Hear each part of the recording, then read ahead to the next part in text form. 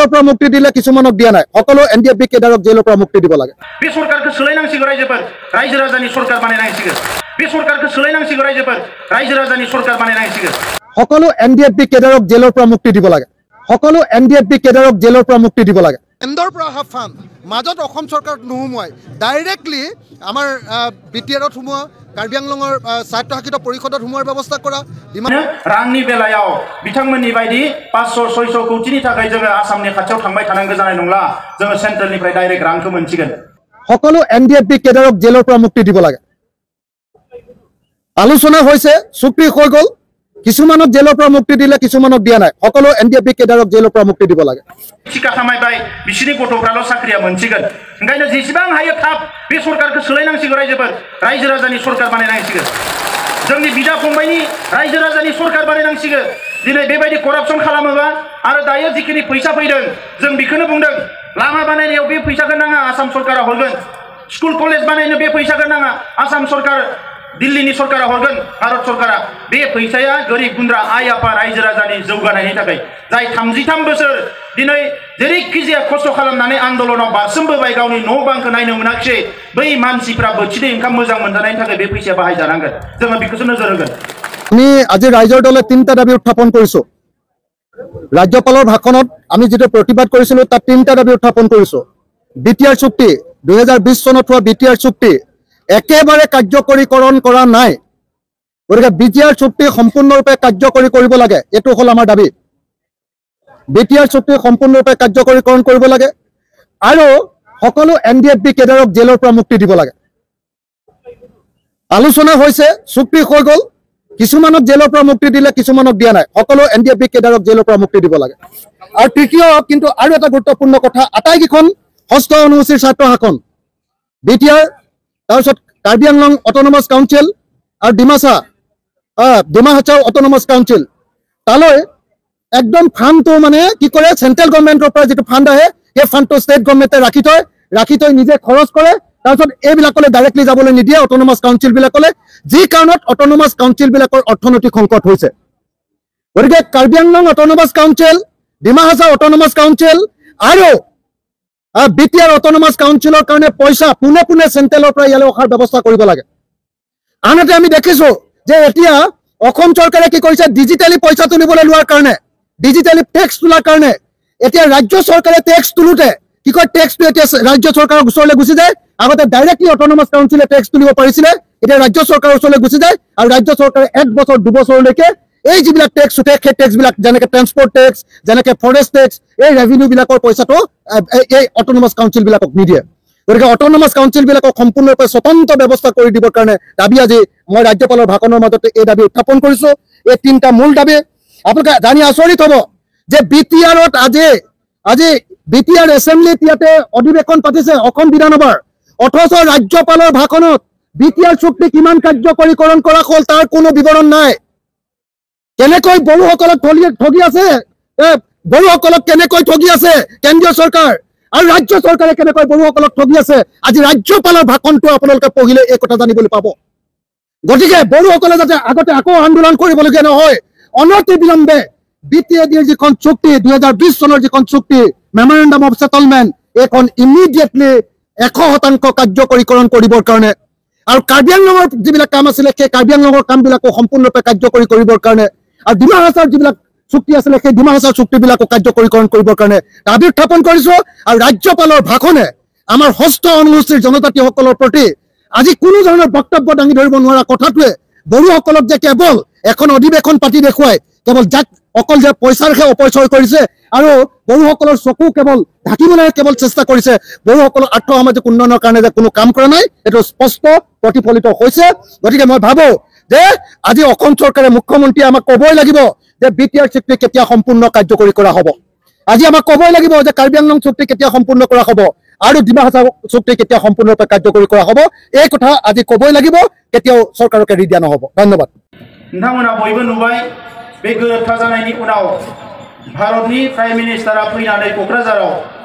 बिथाङा बुंलांबाय जे बर' हारिनिफ्राय सारा भारतनि मानसिफ्रानो गोबां सोलोंनांगौ दङ आरो सासे भारतनि प्रधानमन्त्रिया फैनानै मोनसे हारिखौ बेसेबांबा बुरजा हारि दङ 130 कोटि मानसि दङ बिनि गेजेराव 15 लाखल' सुबुं अनजिमा थानाय मोनसे हारिखौ बेबायदि बाखनाय फैनाया जोंनि थाखाय फिसा खोथा नङा बियो बे बेसेबांबा गिदिर खोथा दिनै एसे आगोलाव आदा गोविन्द बसुमतारिया बुंलांबाय जे बिटिआरआव मा दङ गैया बिटिआरआ मुङानो बेसेबांबा गोजौखा इन्डियायाव मोनसेल' जायगा दङ एनसिआर नाय नेशनेल केपिटेल रिजन दिल्लीयाव नेशनेल केपिटेल रिजन बिनि उनाव गावनि जातिनि हारिनि मुङाव मोनसे रिजन जाबावबाय बे जाबाय बड'लेण्ड टेरिटरियेल रिजन बिनि सिगाङाव बिनि स्टेटासा एरिया डिस्ट्रिक्टसोमोन बिटिएडि होनोमोन बड'लेण्ड टेरिटरियेल एरिया डिस्ट्रिक्टनि स्टेटासा दायो रिजनाव फैबाय नर्थ इस्ट रिजन होनना बुङा होमबा नर्थ इस्ट रिजन गासैबो नर्थ इस्टनि 7 रायजोखौ लानानै मोनसे रिजन होनो नाथाय जोंनिया हारसिङैनो मोनसे रिजन बड'लेण्ड टेरिटरियेल रिजन बियो बेसेबांबा गोजौ दिनै मुलुगनि गिदिर गिदिर स्कलारफोरा बुंदों नोंसोर बेसेबांबा गिदिर बुद्धिनि खामानि मावबाय आलादा रायजो होनना लिरा मालाय मा जानो नोंथांमोननि स्टेटासा आलादा रायजोनि खुनु गाहायाव गैला बियो बेसेबांबा गिदिर रिजन जाफैबाय दानिया आसामनि चिफ मिनिस्टार आसामनि मन्त्रि आसामनि बायदिसिना अफिसारफोर जोङो मुंखौ सोलायनो जों एसे जौगाहोनो जेला नारा नाथा नाजाबाय सागान होला होननानै खुद्रिबाय जोङो रागा जोंबाय बै समाव बिथांमोना मुं नागिरै ओरैबायदि मोनसे मुं होनो गोनां जाबाय जि मुङानिखि आसामखौबो बारनानै थांबाय रिजन जाहैबाय बियो एरियाया जोंहा गिदिर नङा जाबाबो स्टेटासा खिन्थु मोनसे रिजन जाबाय रायजोफोर दा बिखौ बै दाख्लै जोंहा एनडिबि एस ग्रुपनि फेरेंगा बिथांमोन सावरायग्रा बिथांमोनखौ बरायनो थांनानै हाग्रामा महिलारिया गावनो बुंदोंमोन बेथ' स्टेटआनो जाखाबाय एसेल'सै होननानै उनाव आरो बियो बुंलायबाय बेयाव जेबो गैया होननानै दा गावनो बिराद गोनो गोथो जादों मा बुंगोन मा बुङा गोनो गोथो जानांगौ जेबो गैया रायजोफोर बिएससि लानानै 1135 मानसि थैनानै बिएससि मोनदों ओरैनो मोनाखै बै बिएससिखौ लानानै बै समनि लिडारफ्रा रायलायदोंमोन न' बां सावजाबाय जिनाहारि जाबाय जेलाव थांनांबाय थाखा फैसा लुट जाबाय आइजोफोरनि सना बाना लुट जाबाय बेसेबांबा खस्थ' जाबाय जेरैखिजाया सागोन होनानै माबा मोनसे लानानै साननैसो जिरायनानै आरो लामा हान्थिलायगोन मा गोरोन्थि बिलाय लाबाय आरो हान्थिलायबाय आरो सोमावसारलायबाय फैयै फैयै बिटिसि सुक्ति जाबाय 6 सिडिउलनि बेवहायबो रायलायबाय बे जोबथा नङा आरोबाव बेखौ लानानै जोंनि गेजेराव एसे न' बांखौ फाहामनानै फरायसालिफ्राव एसे फरायसाफ्रा मोजाङै फरायफिननानै जोंनि गासैखौबो थिक थाक खालामनानै आरो लामा हान्थिलायगोन दानिया एबार लामा हान्थिनाय बिएससि सुक्तिया एबसुजों जादोंमोन बिपिएससिजों बिटिसि सुक्तिया बिएलटिजों जादोंमोन दानिया बै समाव एनडिबि गैयामोन दानि जयन्त बसुमतारी बुंनाया आरो एनडिबिया सिजफायार जाबाय जोंहा आरोबाव लामा हान्थिबावबाय लामा हान्थियै फैनानै दिनै बिटिआर जाबाय मानगोनां रायजोफोर हारसाफ्राबो 1985 मायथाइयाव आसाम सुक्ति खालामदों बै 1985 मायथाइयाव 35 बोसोर सिगाङाव जे आसाम सुक्ति जादों बे आसाम सुक्तिया दाबो गोबां दफाया मोगथाङाव महर होआखै महर मोनाखै नाथाय बे 35 बोसोराव बर'फ्रा खेबथाम सुक्ति खालामबाय खेबथाम गोरोबथा दा बेखौ नुनानै हारसाफोरनि गोरों लेखा गोरों मानसिफ्रा सोमोनांदों बे बर'फ्रा माबायदि जाथि बिथांमोना खेबसे सुक्ति खालामनानै बेखौनो हमथाबनानै थाबाय जोंनिया जाया नालाय बाद होबाय नङा होमबा जोंनि आखलानो बेबायदिखा जोंनि हारिनिया नों जाहोआबा आं जाया नामा नों जाहोआबा आंबो जागोन जोंखौ रावबो हमथानो हाया दिनै बिथांमोना जोंनो स्कुल होआ होनदों आन्दलन खालामदों आरो जाबावबाय कलेज होआ होनदों आन्दलन खालामदों आरो जाबावबाय फैयै दिनै नैबे बिटिआर गोरोबथायाव बर' फरायसालिनि जेसेबां जेंना दङ खेबसेयावनो सुस्रांनायनि बिथांमोना रादाय होनो गोनां जाबाय जोंनो गंसेबो भेन्सार स्कुल थानो मोनला बड'लेण्डनि सिङावल' नङा बड'लेण्डनि बाहेरावबो साननैसो उनाव पार्लियामेन्टआव जेला 125th एमेन्डमेन्ट जागोन 125 संबिजितनि सोलाय सोल' जागोन अब्लानो जोंनियाव डाइरेक्ट सिदा राङारि मददआ फैसिगोन सेन्ट्रेलनिफ्राय आरो बे एमेन्डमेन्टआ जानायखायसो बेयाव सोबाय एमेन्डमेन्टआ सोआबाबो जोङो 280 आर्टिकेलखौ एमेन्डमेन्ट खालामनानै डाइरेक्ट जोंनियाव फान्डिंनि खोथाखौ केन्द्र सरकार माने इन्डिया गभर्नमेन्टआ जोंनो होखाबाय दा नंखायनो रांनि बेलायाव बिथांमोननि बायदि 500-600 कौटिनि थाखाय जोङो आसामनि खाथियाव थांबाय थानांगौ जानाय नंला जोङो सेन्ट्रेलनिफ्राय डाइरेक्ट रांखौ मोनसिगोन दा बियो मानो गोजौ जाया जानो दिनै डिसिएसपिनि खोथा बिथांमोना जे बबे मोजां बेखौ मख'नो नागिराखै माने मख'बा गावसोरानो लाजियो लाजिनांगौ जेबो गैया जों लाजि फोनांनो नागिराखै जों नोंथांखौबो बिबार माला सोदों बर' रायजो राजाफ्रा आर'नाइ सोदों मोजां खामानि मावनायखौ बयबो बाख्नायो नाथाय 17 बोसोराव जे आइ आफा गोरिब गुन्द्रानि थाखाय जेबो मावाखिसै बेखौसो दुखु मोनदों नङा होमबा मावनाय मोनबा दिनैनो बरायगौमोन जोङो मानो बराया जानो गावनिनो बर' फिसा बर' जोहोलाव सोर बिमाया बर' बिमाया गावनि फिसाखौ बराया जानो सोर बर' बिमाया गावनि फिसाखौ बराया दिनै सोरबा सासेखौ आर'नाइ सोनायनि सोरहाबा दिनै रागा जोंदों मानो रागा जोंनांगौ नोंबोथ' सोजाखांबायना 17 बोसोर सिगाङाव बेफोरो थिग नङा रायजोफोर बेफोर थिग नङा बड'लेण्डआ जोंनि बिखा गेजेराव थायो बिथांमोननि बायदि राजखान्थि खालामनानै गेलेनायाव जोङो बड'लेण्डखौ बाहायनो हाया मानोना बड'लेण्ड सोदोबा बर' हारिनि जिउ रेखा होननानै बुंदों आङो बड'लेण्ड सोदोबा बे बड'लेण्ड सोदोबा जोंनि थाखाय बेसेबांबा गोथार ओंखायनो जों गाराखै Bodoland autonomous council Bodoland territorial council आरो दायो बड'लेण्ड टेरिटरियेल रिजन बड'लेण्डखौ कुनु दिन गारनो हाया बर'फ्रा बिमा बिफाखौ जों जेसेबां मोजां मोनो गावनि सेथियाव जोंनि आइ आरो आफा नाथाय नैथियाव बड'लेण्ड होननाय सोदोबा जोंनि असे गोरबोनि आरो बियो साफ्रोमबो बर' फिसानि गोरबोआव थानांगोन थैस' थांस' अरायबो होमबासो बर' हारिया थांना थागोन बेखौ मालाबाबो बावनो नाङा बेखौ मालाबाबो बावनो नाङा रायजोफोर दा बेनिखायनो दिनै बे गोरोबथानि गेजेरजों बाथौसालिनिफ्राय खेराइसालिसिम बे गोरोबथायाव दङ सिगांनि गोरोबथायाव बे गैयामोन दिनै खेराइया जाबाय बर' हारिनि हारिमुनि जागायजेननाय जों बयबो मिथिगौ बाथौआ जोंनि बयनिख्रुइ गुदि धोरोम बर'फ्रा दिनै ब्रह्म धोरोमखौबो जोङो सिबियो ख्रिस्टानावबो जोंहा माखासेया दङ गुबुन गुबुन धोरोमाव दङ नाथाय बर'फोरनि बयनिख्रुइ जोंनि गोजामसिन जोंनि धोरोमा जाबाय बाथौ धोरोम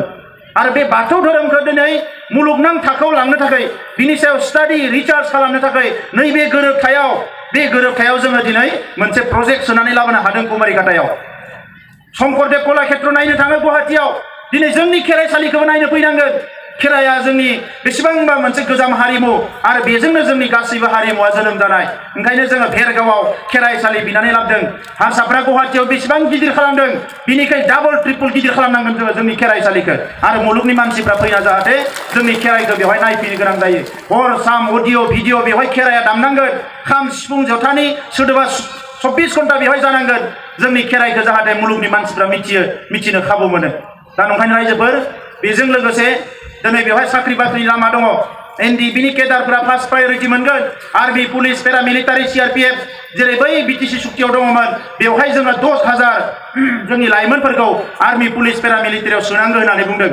जोङो मोनसे रेजिमेन्ट बिदोंमोन नाथाय मुलुगनि कुनु हादोरावनो गोदान रेजिमेन्ट खुलिनो होला माने गोदानै गायसननो होला माने इउएनअआनो बन्द खालामदों दा बेनिखायनो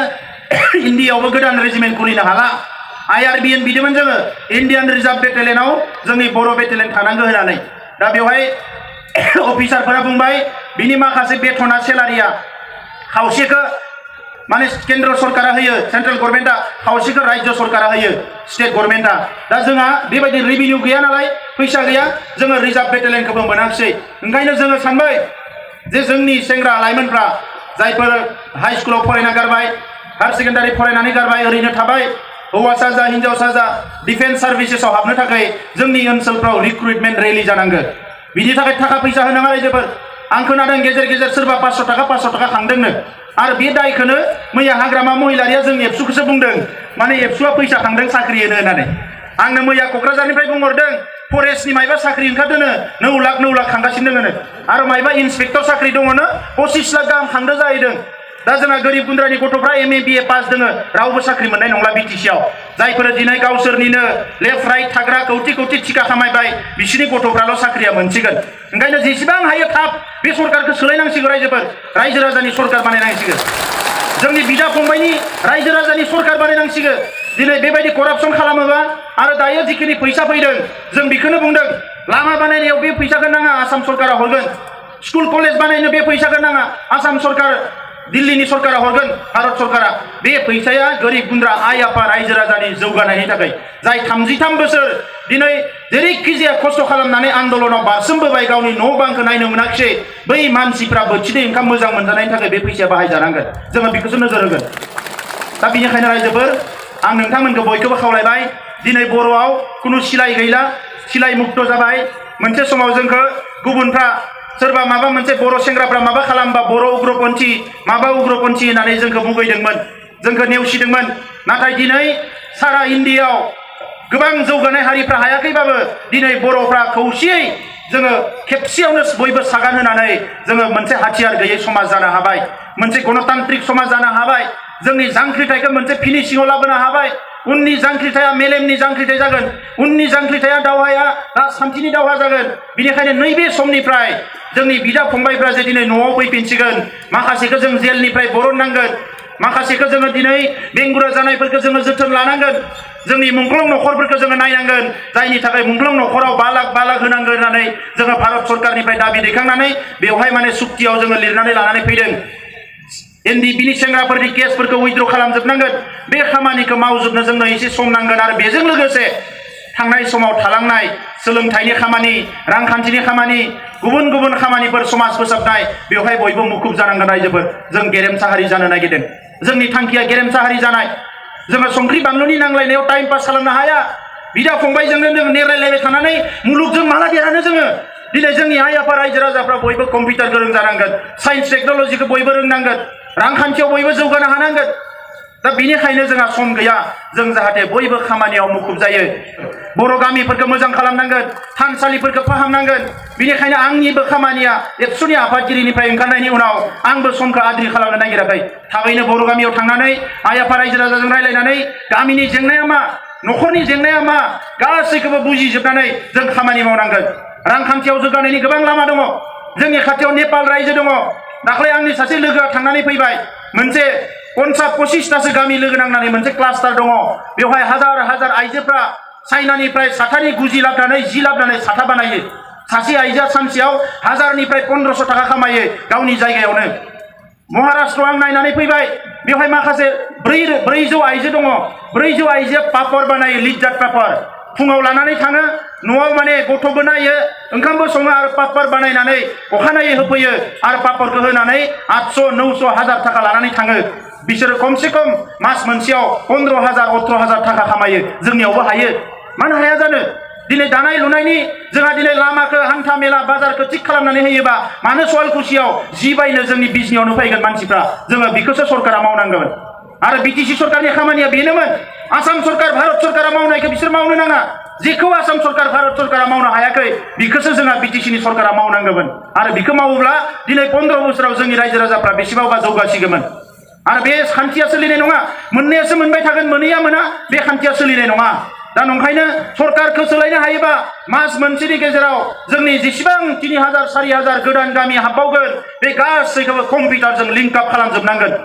बल्लामगुरिनिफ्राय डाइरेक्ट बिटिसि सरकारजों रायलायहरनाय बैयाव थांना फाइल गिदिं 500,000 थाखा दालालनो जाहोना फाइल गिदिंनायनि खुनु खोथा गैया कमप्लिटलि जोङो बेखौ डिजिटाइज खालामनांगोन रायजोफोर दिनै टेक्न'लजिनि जुग जोंनि आइ आफा रायजो राजाखौ नायनानैसो राजखान्थि खालामनांगोन राजखान्थिया गावनि थाखाय नङा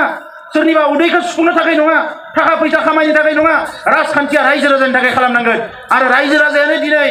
सोरबा लिडारखौ नागिरनानै गावनि सेन्डेल फिथा जजासे नागिरहैनो गोनां जायोबा बोरै जानो बेलाय बे जानो मोना दा नंखायनो रायजोफोर आं गोबाव बाथ्रा बुंला फिन खेबसेबाव बिजनि ओनसोलनि रायजो राजानिसिम गोसो गोरबोनिफ्राय साबायखर बावबाय दुखुआ बेल' थाहैबाय गोबां जायगायाव माबा माबि मख'नाय जाबाय उमुकाव इउनिभार्सिटि उमुकाव माबा नाथाय बिजनियाव बे मख'नाया थालांदो रायजोफोर ओंखायनो आं खेबसे निमाहा बिबाय आरो जोङो रायलायदों सेन्ट्रेलनि होनाय फसंथानफोरनि गेजेराव मोनसे स्टेटनि होनाय फसंथानफोरनि गेजेराव मोनसे आरो बिटिआर सरकारा जिरायनाय लोगो लोगोनो आरोबाव मोनसे मोनथाम मोजां फसंथान जोङो जेरैखि जाया बिजनि ओनसोलाव गायसनगोन बे खोथाखौ रोखा होननाय जाबाय दा नंखायनो नोंथांमोना मोखां साइर' जानो नाङा नोंथांमोननि जि खस्थ' खालामनाय बेखौ जोङो मान होगोन